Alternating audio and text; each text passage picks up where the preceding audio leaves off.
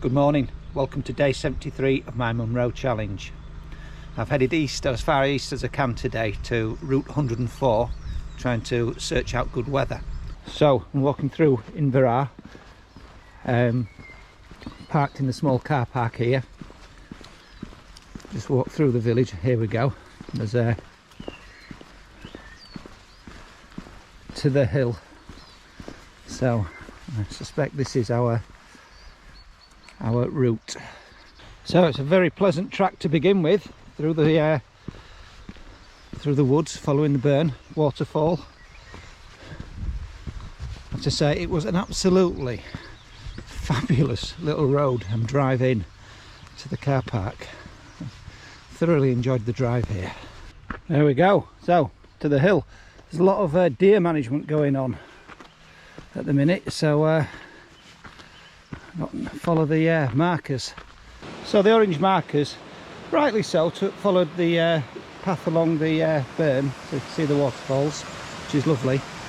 I'd actually intended to walk up the main track here, and if you look a bit further down where that orange traffic cone is, the other path meets there, which I'll be returning on later. So the track meandering up the hillside, following the burn, the side of the wood. Very steady incline so far. So they've kindly put way markers in for us. Not sure I'd want to cross this rickety looking bridge, but this is the way they're suggesting. I'm sure it's safe. Let's test it with Stan, shall we?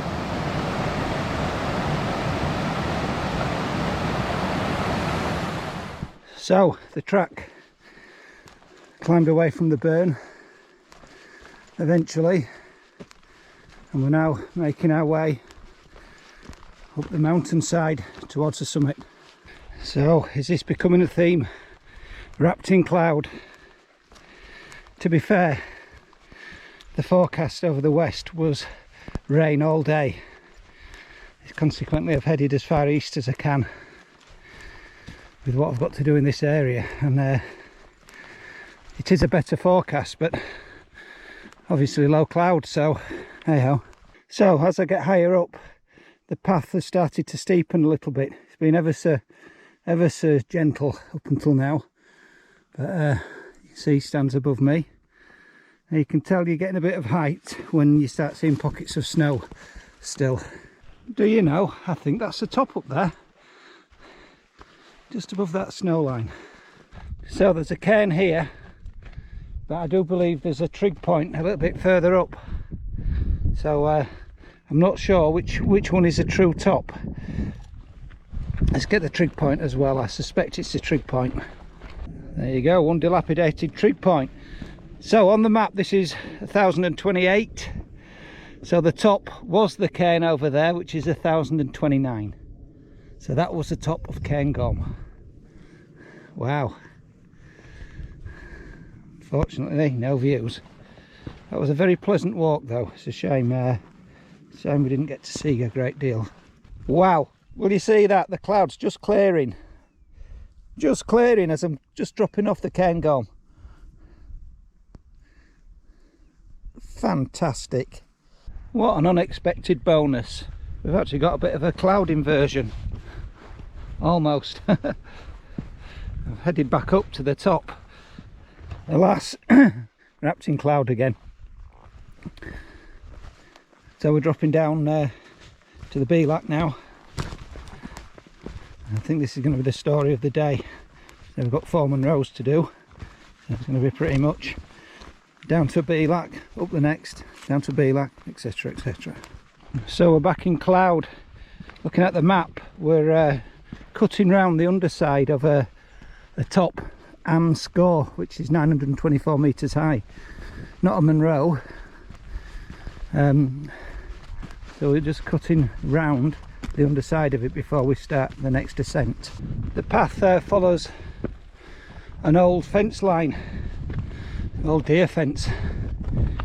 Not that really you need the fencing for nav, because it's a very well walked path so far, very well walked. So here we are at Meall Garbh. We're not so lucky on this one with the clouds moving. So we're flirting with the fence line again. The path is just leaving it, but looking at the map it rejoins it a little bit further down. Dropping down to the next beelac. It's about 850 metres the next beelac. So we'll have about 200 metres of ascent to the next Munro then. So we're at the beelac, spot height 864. So we're about to start the ascent. We've got a top to contend with before we get to the summit. So let's get on with it. It looks very rocky.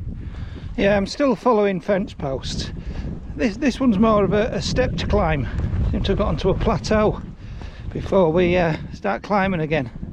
So this is Meall Garbh.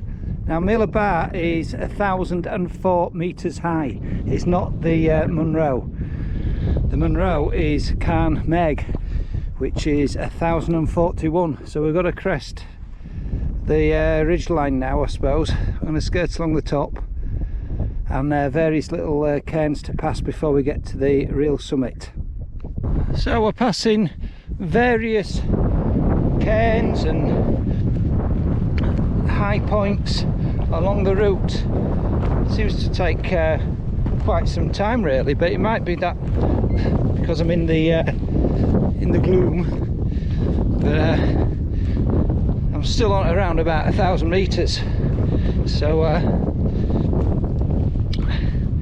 we've still got about 40 metre ascent to climb any minute now.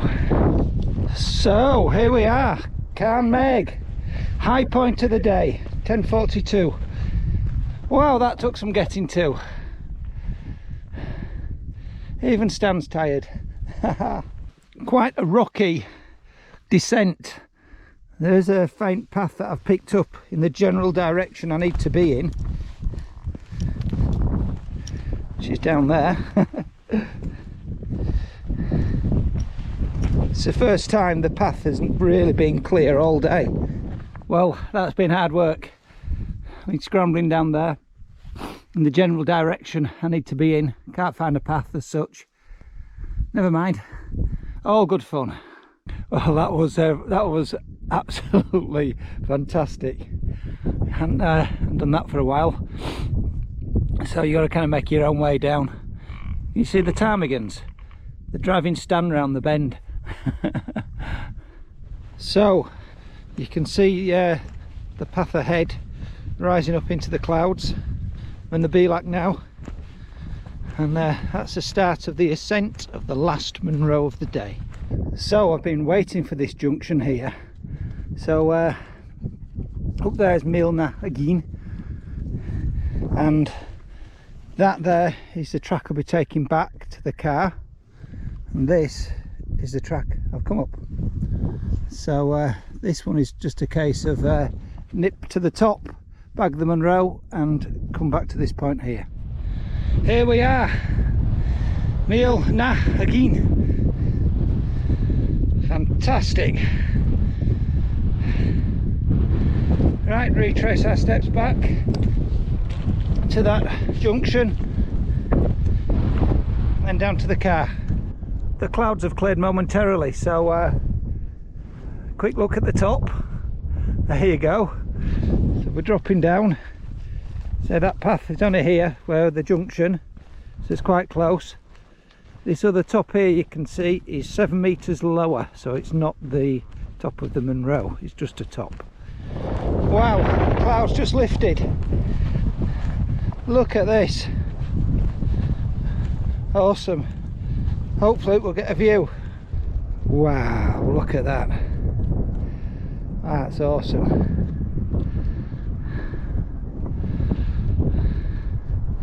Waited all day to get a view, and it happens on the descent. What a fabulous view that. So we're literally going to follow this path now all the way down the shoulder of this hill. Wow, just looking back up, the last Munro we've come down, dropped down quite quickly really. Cars down there near the river, In fact, I think we skirted that forest briefly this morning. You can see down there before I went up to the first Munro, which is in the clouds over there. So that'll be the second Munro in the clouds. That'll be the third Munro in the clouds. And that's the fourth Munro, just about out of the cloud. Look at the horns on these sheep. Wow, they're curly. Curly, curly. Back at the track at last. Right, just follow it through the well, I'm going to say through the wood, but it's been felled, down to the follow the burn back to the car. Hi, welcome to day 73 of my Munro challenge. Today I walked route number 104. It's Tuesday the 3rd of May and I parked in the car park in Invervar. Looking at the weather, it was rain forecast pretty much most of the day in the west of Scotland today. So I chanced my arm by going to the most easterly route I've got left to do, which was 104. So Invervar, nice steady little walk up the first Munro, the Carn Gorm even. Yeah, the track follows a burn for quite a while, goes into forest tracks, and eventually is well signed, and eventually it cuts up the moor side. A very, very nice steady gradient and a very, very nice path. Obviously I didn't get to see a great deal on Carn Gorm, but all of a sudden the clouds parted as I was dropping down to the Bealac, so I quickly went up to try and get some splattering of a little view, not much. And there you go. So you drop down to the Bealac, you skirt round a top called Score, which isn't Munro. It's Munro height but not Munro status. And eventually you climb up the other side, nice path up to Meall Garbh. You know, at this point you're probably thinking today's going to be a doddle. Nice paths, nice gradients, and